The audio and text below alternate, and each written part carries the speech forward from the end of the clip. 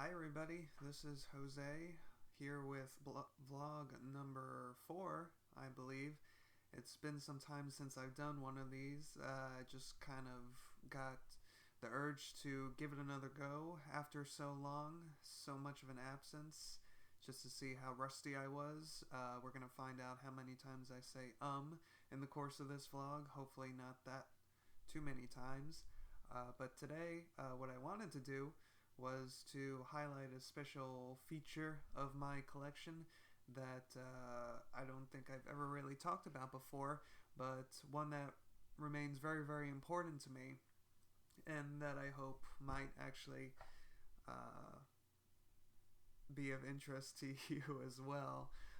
So without further ado, you might see some of my little friends here. For those of you who don't know, these dolls, or these figures, as some would have it, are from Sideshow Toys. They're older. I don't believe these are an older series. I don't believe they're being made anymore in these current editions. And I first came across these right around the time that I started getting into horror, specifically started getting into the classic Universal monsters of the 30s and 40s. And I believe I started getting my first ones around the time that my family moved out to California for a very brief time in our lives. I really can't remember the circumstances of when I got my first figure, though. I don't think it was a birthday present. I don't think it was a Christmas present either. But somehow I got these dolls, these figures, and I just fell in love with them from the moment that I had them. I just thought they were incredibly neat. Obviously, getting into the films and starting to really enjoy them around that time, it was really cool to actually have these little physical representations from these movies that I was growing to adore so much. So I just kind of wanted to highlight a few of the ones that I had. These ones here are not the originals that I got so long ago when I was a child. Like I said, this was around the 3rd grade. All of these were repurchases in recent years from Spooky Empire, a convention that I go to fairly regularly in Orlando. I don't think they usually have some of the same vendors. I'm not sure if I've gotten all of these from the same vendor, to tell you the truth, but there have been one or various vendors who have been selling these the last few times that I've gone up. And of course, when I first saw them, I knew that I would have to purchase them just to kind of reignite that nostalgic longing that I've had for them. I've always wanted to get them again, so when I saw them at the convention, it was obviously too tempting to just pass them up. I knew I needed to have them. Also, just a slight word, if my voice sounds a little bit funny or if I'm a little nasally, it is because I'm slightly under the weather, but hopefully that won't be too much of a deterrent if yeah. Anyway, before I actually get on to the dolls, I actually wanted to point out I kept the cardboard cases that each of these came in. Like lots of other action figures and dolls, they come on the cardboard, encased in plastic. I'll show you a little bit closer here in a second. And then I just had to keep these because, as much as the dolls themselves, the casing was a big part of my love for these things. I just adored them. So this was right around the time, you can kind of see it there, the Universal Monsters logo. It was really just with the Universal Monsters in general, it was kind of an opportune time for me to come around to them, because this was right about the time that Universal MCA started releasing all of the films from the 30s and 40s onto home video. And I think it was right around the time that this emblem started coming into prominence. Somebody who's more heavy into research might be able to fact check me on that. But from what I remember, this logo was always associated with the Universal Monsters, and it appeared on all the marketing that came out around that time, including the VHS, yes, the VHS tapes that they released through Universal MCA. So we have the logo up here, kind of a toxic green, yellowy color for the primary background. And as you can kind of see in the corner here, this is Series 1. So this was the very first set that was released through Sideshow Toys, ages 5 and up, very important. As you can kind of see here, this is the Mummy. Yeah, that does come out pretty clearly. So the Mummy was part of the first series, and then here at the top, which is really cool, and maybe kind of a hint that, you know, despite it saying ages 5 and up here, this was probably geared towards collectors who were familiar with the actors who portrayed these monsters in the original films. But as a weaning collector and Universal Studios Monsters aficionado myself, I was, of course, at this time starting to recognize all the names that were associated with these characters and these creatures. So, of course, I knew that the Mummy was portrayed by Boris Karloff in the 1932 film. So you have the actor's name up here, very helpful. I'm not sure if my knowledge of toys and action figures is somewhat limited, but I'm not sure if that's very commonly done, if at all, in any other kind of toy line based on pop culture or films in particular. I don't think they usually put the actor's name here, and that is kind of something special to point out, because with the older monsters and the actors from the classic horror genre, there was a lot more emphasis on the person who was playing the character. I know I sound like a crotchety old man every time I talk about stuff like this, but, you know, it's kind of true. Anytime you just hear the phrase horror actor, at least, obviously I'm biased, but I feel like even younger folk tend to associate, you know, if maybe they don't go immediately to Boris Karloff, they would probably think of somebody like Vincent Price, who is roughly from that same contemporaneous era of classic horror, because that was a time when you did associate an actor or an actress with the genre, whereas now you kind of have to struggle to come up with a handful of names that consistently crop up in horror films that you could legitimately bill as a horror actor. You know, even somebody like Bill Moseley, who has done quite a bit of genre work. A good amount of people, at least those who know who he is, might not immediately associate him as a horror actor, but you say Boris Karloff, you say Vincent Price, everybody kind of has the general impression that, yes, that is a horror actor. So that's just kind of a random aside and tangent as far as that little piece is concerned there. But anyway, flipping to the back, we switch over from the yellowy toxic green color to a predominant purple background. Move that over a little bit so you can see it better, which kind of gives it just the combination of the yellow and the purple gives it the feel of an old pulp magazine. I think those two garish striking colors, and then get a little bit of the red right there.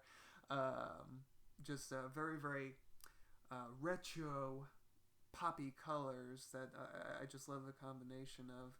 So we got the background there, the font for the film itself, and then they give you what I would say is, yeah, this is a a properly measured rendition. This is the actual size of the figure on the front. They have that right next here. And they have a little fact sheet, if you could call it that. Just a few quick biographical anecdotes. Can't really call them that, but just some quick facts about the film in question that the figure is representing.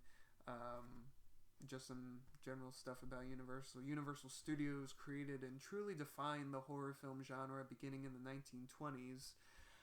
One of Universal's most legendary stars was Boris Karloff. Born William Henry Pratt in England in 1887, Karloff left a remarkable legacy both professionally and personally. His career spanned nearly 60 years, during which he made approximately 170 films. So, etc., etc. Just going on a little bit about the actor and then the film in question. They kind of give you a little synopsis here of the film itself, in this case, The Mummy.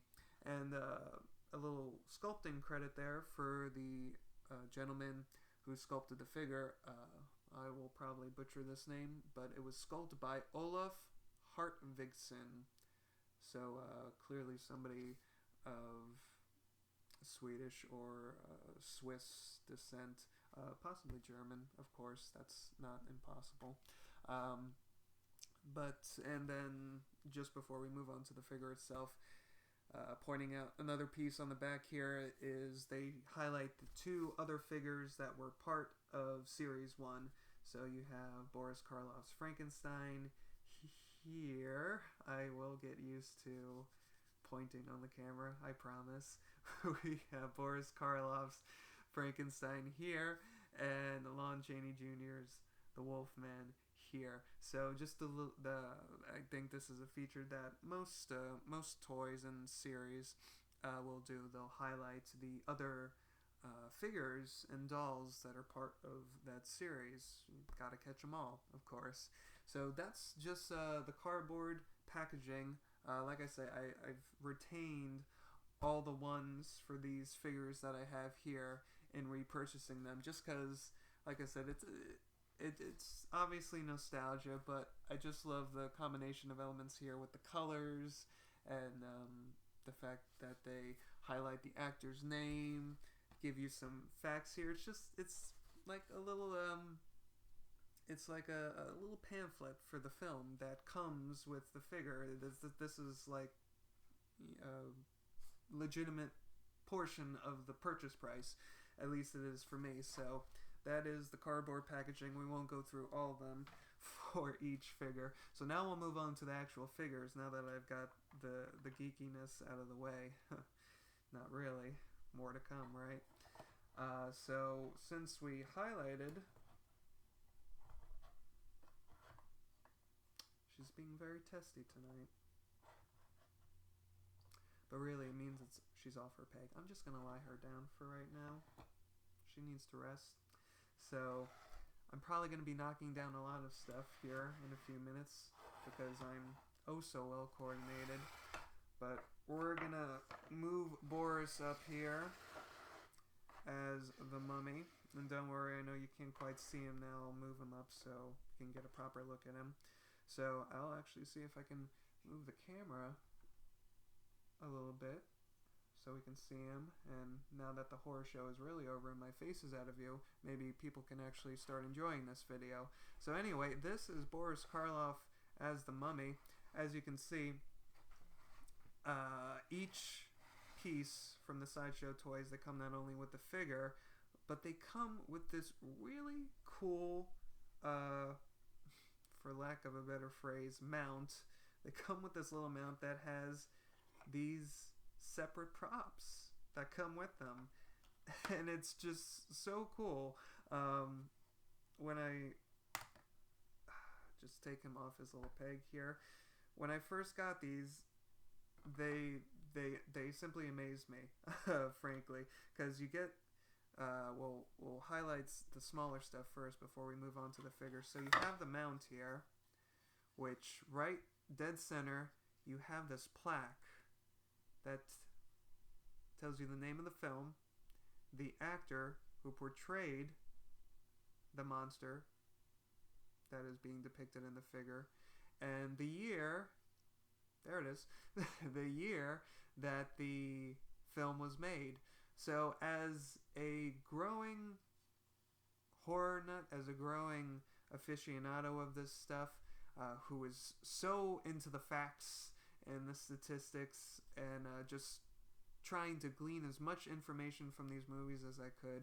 This was like a little godsend. This was the toy that I would have made had I been able to make it at 8 or 9 years old, because it gives you this nice.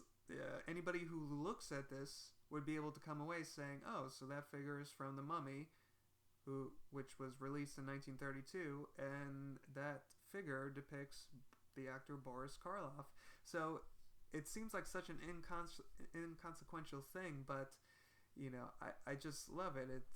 It imparts information while also being aesthetically pleasing, which, I mean, what more could you ask for in a toy / doll / action figure? So just to highlight, you can kind of make it out on the camera, I think. I realize there's a little bit of a glare there. Sorry about that.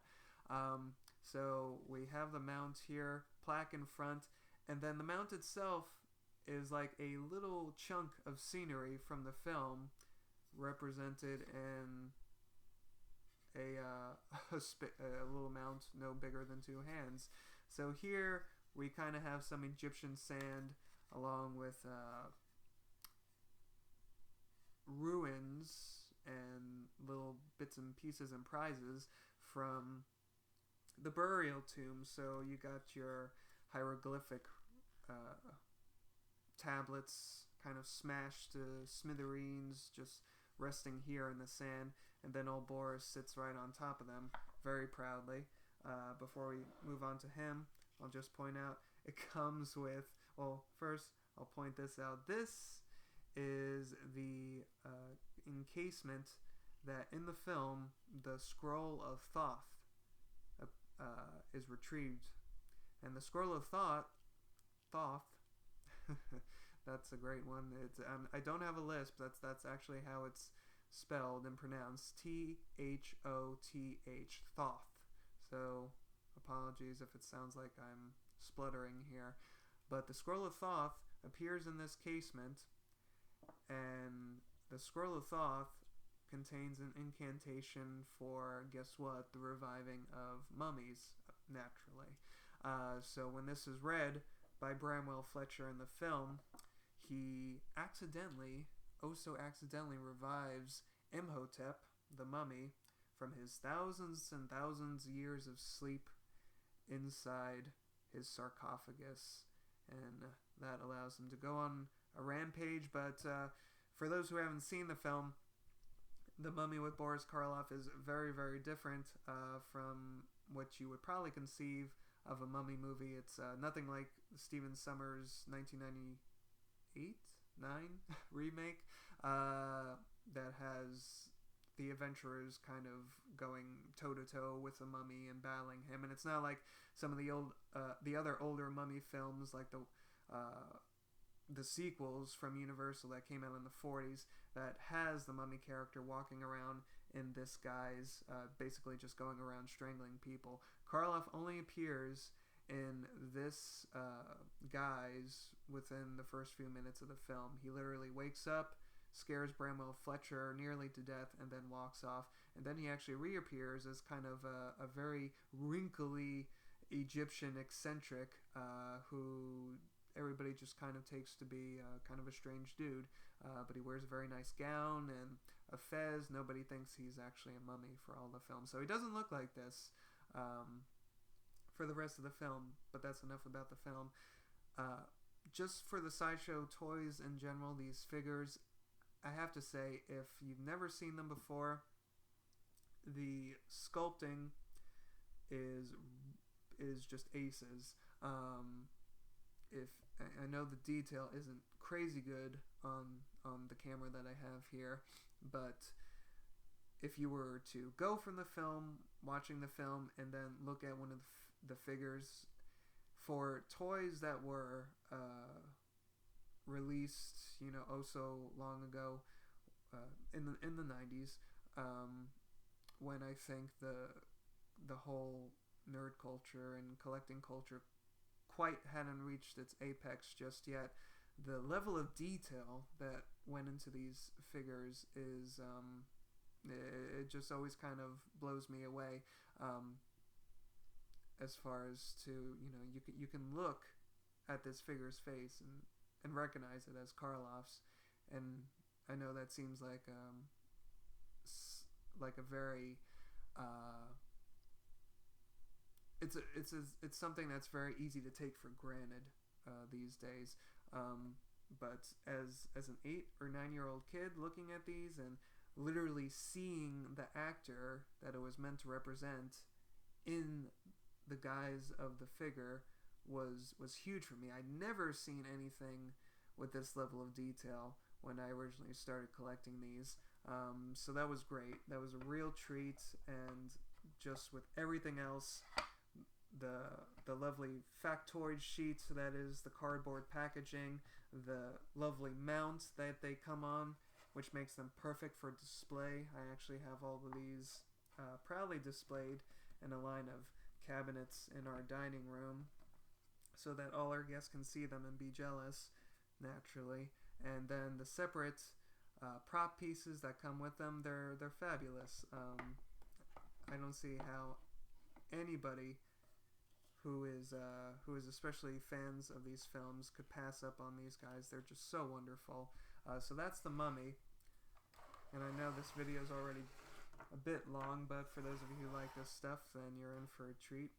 So we're just going to kind of move on. We already got our ground established about what components make up these each figure, so I'll just kind of there we go. And that's the other nice thing. They stay pretty tightly onto those pegs, so they're not going anywhere once you get them on there. So if you have any fears of them walking away in the middle of the night, don't worry, the pegs got you covered.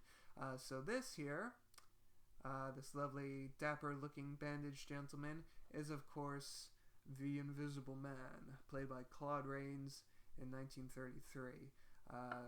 This is not exactly a horror film. It's more of a science fiction film. Of course, that would make sense, it being from the novel by H.G. Wells. And it is directed by James Whale. So with that in mind, you would, for those who know James Whale's work, especially his genre work for Universal, they would be able to tell just from that alone that this film probably has much more of a blackly comedic streak and is a bit more jolly than some of the other creep shows that were released from the studios, and they would be right. For those of you wondering what I'm doing, these guys are a little dusty, so I'm just kind of scraping some of that off. I'm a poor toy caretaker, I know. I apologize. Showing my neglect here. Somebody should probably call Toy Services or something. Anyway, so this is the very dapper and jaunty Invisible Man as he appears in his evening wear. He's got his smoking jacket and his little pajamas underneath, and his little cravat there. And he also has, you can just make it out, he's holding a cigarette, which, I think that addition, if nothing else, you can kind of, what we were saying with The Mummy, you can look at the face and come away saying, yes, that's Karloff. Just the addition of the jaunty cigarette there kind of imparts the character that the Invisible Man is. He's, like I said, a bit more jolly, if not incredibly insane, but he has a good time. He's a much more sophisticated fellow than some of our other creatures here. But I love that addition of the cigarette because it shows you that he's got that devil-may-care attitude. His plaque, just to show you, is somewhat bare and simple. Not a lot going on here. I think it's just meant to represent either a foyer or probably a library, somewhere that's close to a fireplace, as can be evidenced here in these little books. Not a lot going on here, just the books. I like putting one in his hand because it makes him, well, that worked, right? But normally I like putting books in his hands, ones that stay, and I know that's not going to stay. Maybe it's because the other one, see, this is thicker. Yep, see. Yeah. That just makes him look so much more learned and sophisticated, his books there. He's trying to find the way to gain his visibility back and ideally his sanity, which, if you've seen the movie, you know how well that works out for him. And this is one of the figures from the Sideshow Toys that comes with an interchangeable head. There are a few of them that include that feature, this being one of them, and you can kind of see it here. This is Claude Rains's invisible head. So if you swap this out, which, to be honest, as lovely an addition as this is, why would you want to? Because this getup is perfect. I actually know somebody who went to Spooky Empire, the convention in Orlando, in an Invisible Man cosplay, and it looked quite good. I was a little jealous because I've always wanted to cosplay the Invisible Man myself. I just have an attraction to characters that completely disguise their faces with masks, or in this case bandages. They have that slightly android look to them, but yeah, I've always wanted to give the Invisible Man a go, and maybe one of these days I will, but not today, obviously, because we're talking about dolls. Let's see, moving and shifting, we have this fellow here, whom some of you might recognize as Quasimodo, or the Hunchback of Notre Dame. That's good. Move him back a little. There we go. Quasimodo was, of course, portrayed, I'll move him up so you can see the plaque, by Lon Chaney Sr. In 1923 for Universal Studios. So this was a silent film, of course, and at the time, Hunchback of Notre Dame wasn't really marketed as a horror film. This wasn't meant to be something that shocked and repulsed people, or terrified them to any degree. It was billed more as kind of a costume drama of grand and epic proportions, somewhat akin to Les Mis, which is, of course, also by Victor Hugo, the original novel. So Chaney's contributions kind of edged it closer to the horror territory, just because of the legacy that he would later go on to leave as this man of 1,000 faces, this chameleon. And as far as the depiction of monsters on screen, Chaney's Quasimodo is one of the earliest touchstones. Speaking of stones, hey, came off that peg. I wasn't kidding when I told you how tight they go on there. And, if you leave them on there for years and years, similar to what I've done, then you'll find that they may never come off. Just grabbing his crown there. Anyway, so this is Quasimodo. He's got his green tunic on and his brown stockings and his little elvish type shoes there, you can kind of see. And he's dressed in his regal purple and his crown for the Feast of Fools. Of course, those of you who are familiar with the Disney version know the basic gist of that particular sequence in the film. He's crowned the King of Fools because he has the ugliest and ghastliest face in all of Paris, or that radius of blocks that happen to be celebrating the block party. And of course the onlookers don't quite realize, or they do, some of them, that this is of course the infamous bell ringer of Notre Dame, and that's not a mask, that is his legitimate face. You can't quite see the detail too well, even at this closer range. But again, this is another one that's fairly remarkable in the sculpting of the face. You can look at this and look at a clip of the film and recognize Chaney instantly. Quasimodo is a very, very cool makeup creation. He's got those hollow cheeks that Chaney seemed to like so much, and the gnarled fangs and the messy hair and the one blind eye, which it's pretty subtle in the figure, but in the film it almost looks like he has a poached egg sitting in his eye socket, so kind of ghastly.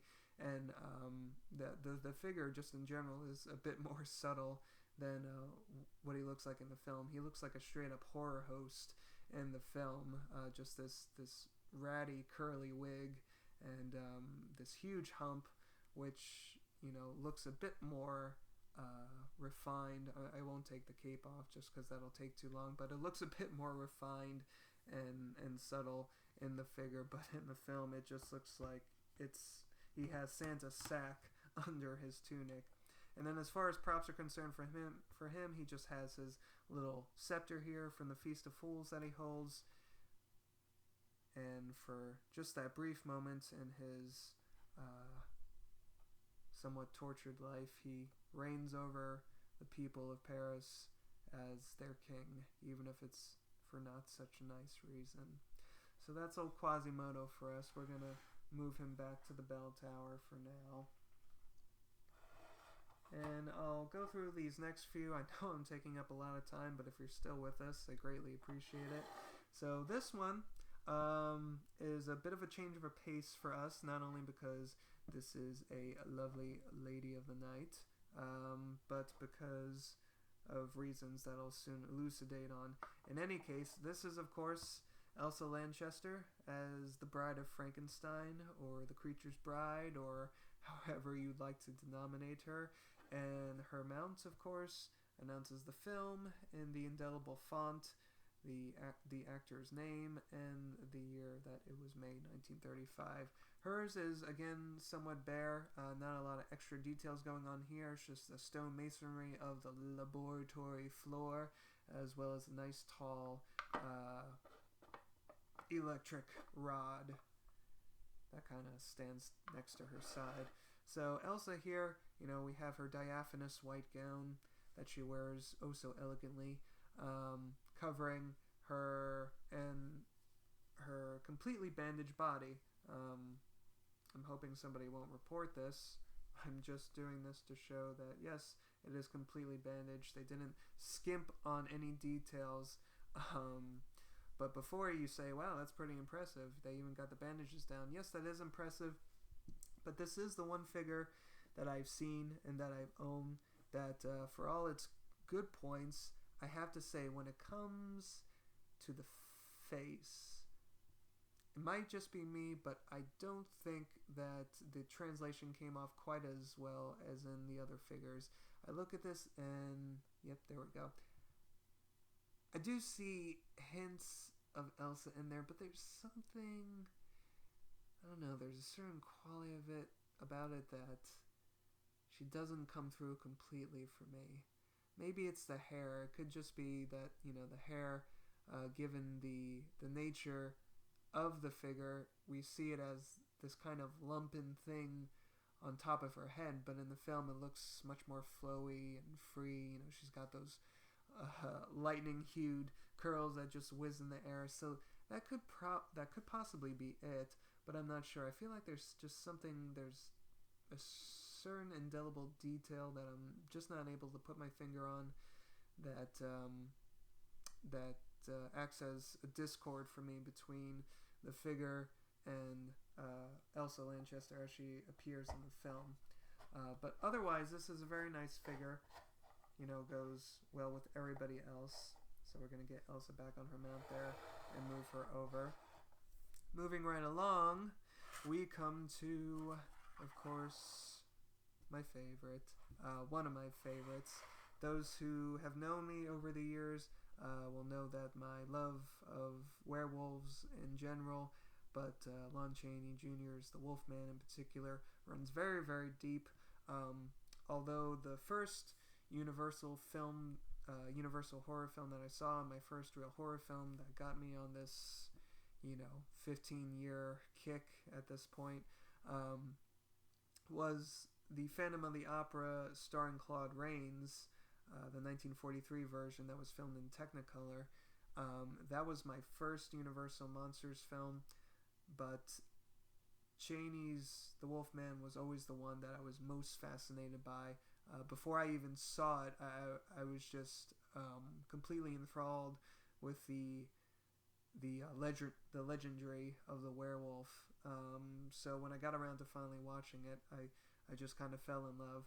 One reason being the fact that Lon Chaney Jr. As an actor is not exactly the leading man type that we would associate as being the tragic hero in a horror film, or any film really for that matter. He's just such an average Joe looking guy. He's kind of a potato head. I think I've heard people refer to him as a chubby, shy, kind of precocious kid who was I was always worried about my looks. Seeing Chaney Jr. on the screen as somewhat of a similar physique and appearance really spoke to something in me. I thought, well, if he can be the leading man in his own werewolf story, then there's hope for me yet, right? But in all seriousness, I've just always loved the film and its poetic touches. I'm sorry for knocking down your cane there, Alon, but I'm gonna get you off your mount so we can show you off. So, of course, the mount, the Wolfman, and very bold and striking font, Lon Chaney Jr., 1941. And as we saw from the cardboard packaging earlier, this was part of the first series, so the mount details are a little more defined. We have a little bit of a shaggy forest floor, greenery there, some cobbles from the town in which Lon Chaney Lon Chaney Jr.'s family resides, namely his father, who happens to be played by Claude Rains, which is one of the odder actor pairings passing off as family that we've seen in film, probably ever.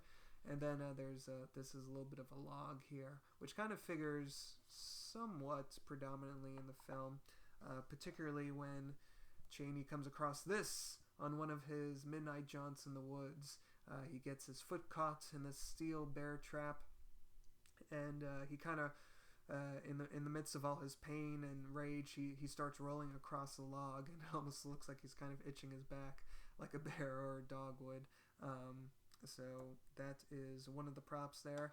The other one being, of course, one that is central to the film, which is the wolf's head cane. Now, if you're like me and you heard the term wolf's head cane, you say to yourself, okay, well, clearly this is the greatest movie that was ever made.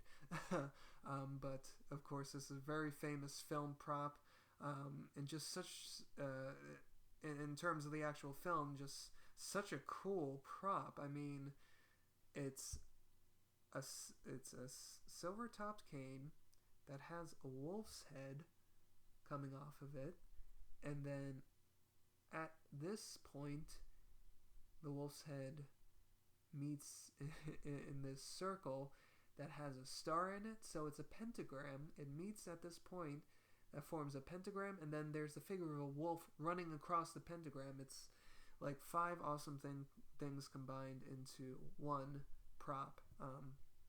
And this is, of course, the weapon that Claude Rains uses to club his own son to death, spoilers, in the film, as well as the one that Chaney uses to club the German Shepherd that Bela Lugosi transforms into at the start of the film, and the one that transfers the curse onto Chaney. So a wonderful miniature reproduction of a wonderful full-size prop. And just to move on to the figure itself, again, great detail, perfect rendition of the creature. Here we don't even need to worry about it portraying the actor. This is just totally a creature creation by Jack Pierce, of course, who was the makeup man behind so many of Universal's successes and who created so many legendary characters, this being one of them. He also did the makeup for Henry Hull in Universal's first werewolf movie, Werewolf of London, and the fur and everything, namely the fur, was much more spare in that design. At Hull's request, he wasn't too keen on the idea of being covered in pounds and pounds of hair, so they cut the hair back, and Hull's werewolf is much more sleek in the face, a little bit more ferocious looking, I think, actually, than Chaney's here. Chaney with him, we have the Jewfro topping his head here, which is something that I've kind of always had in my life. So seeing that on a werewolf was just one more point in the Wolfman's favor, by my count. And we have the Jewfro on top, and then we have the face of a Yorkshire Terrier. If those of you who have Yorkies, specifically when they're puppies and their hair is not so long, they have that short fur in the face. They kind of look like Cheney Jr. In the Wolfman. So if you ever come across one, beware, they could be a werewolf. And then, of course, his classic long sleeve and pants, kind of typifying the idea that even though you may turn into a werewolf, you still go out fully clothed like a respectable gentleman. Even if you're going to tear a gravedigger's throat out, you still dress, to the nines, or casually. This is kind of a werewolf casual look that he's got going on here.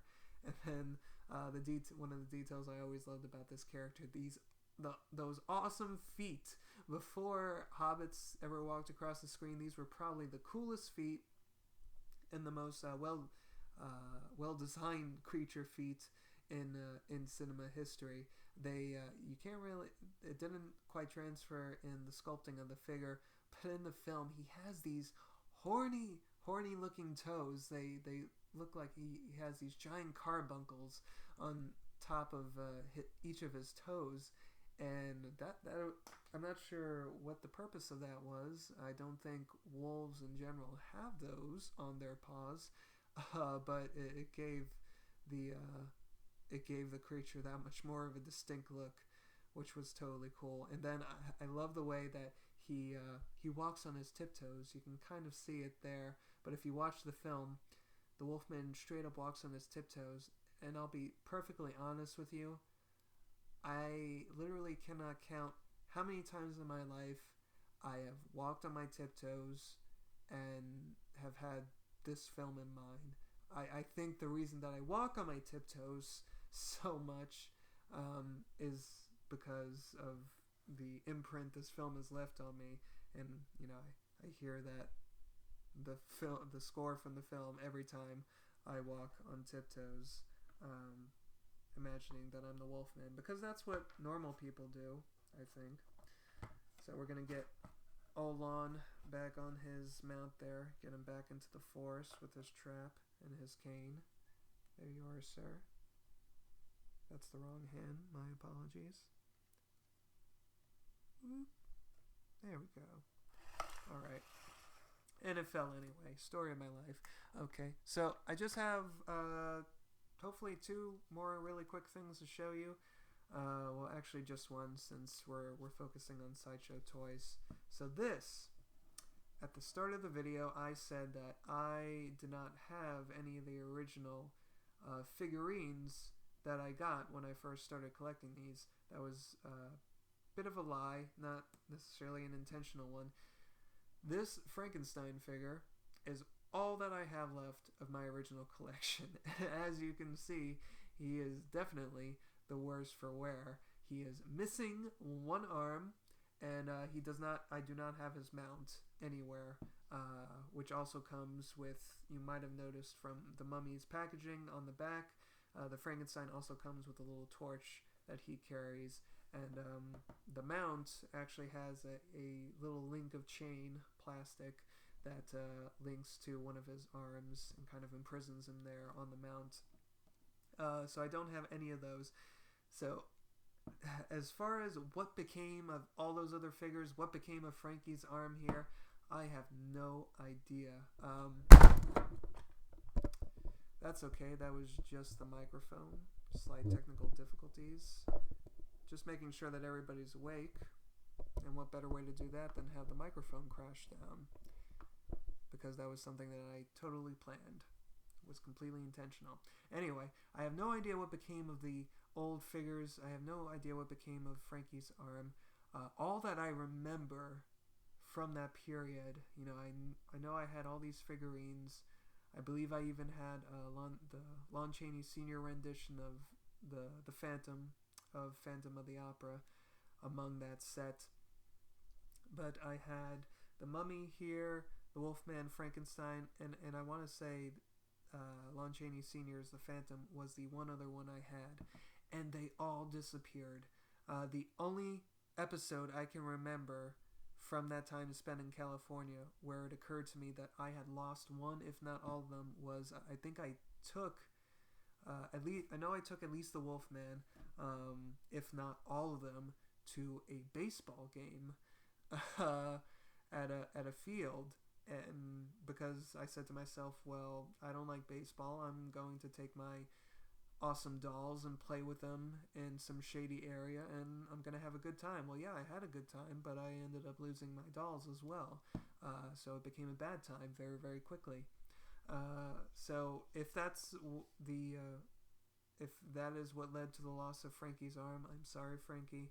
I've tried to make it up for you. Clearly, I tried to repair the damage because this is a very old piece of black duct tape that I have on his arm here. So clearly, I tried, or somebody tried to salvage this poor guy for me, but it didn't end up working in his favor. And it was just a clean cut. You can see here where the joint would pop into that socket. It is just flat.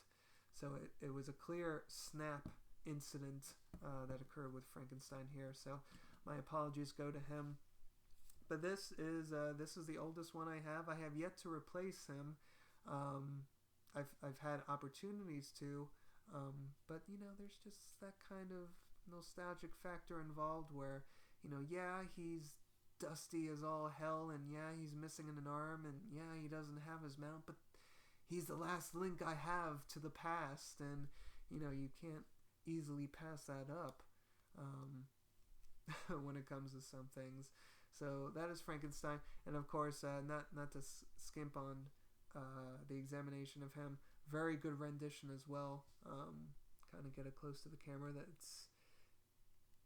I know you probably can't see it, but a wonderful, wonderful rendition of Karloff's face from the film. You can instantly tell it's him. There's no, you won't come across this and say, oh, is that a Frankenberry doll? No, this is definitely Karloff from the film, absolutely. But he is the oldest one I have, and much love goes out to him. So those are some of my dolls. Those are the Sideshow toy collectible dolls I have from their Universal Monster series. All of these are from the first renditions they did of them. They actually started making black and white versions a few years ago, but surprisingly, I didn't like those. They didn't translate well for me, probably because I just have such deep ties to these color renditions, and they just seem to pop so much more for me, and they look great displayed in a shelf. But yeah, if you've seen something you've liked here, if you've enjoyed this video, I greatly appreciate you taking the time, all 50 minutes of it, to spend a little bit with me and my doll collection. If you've seen something you like, that would make me happy. But otherwise, if you have any of these dolls, or if you have good memories of them, if you had them, be sure to let me know in the comments, or otherwise, if you have other types from other companies or other series that you like especially, let me know that too. Otherwise, again, thank you for watching this. My first attempt at returning to the vlogging world, and I just want to wish you a good night. Thanks.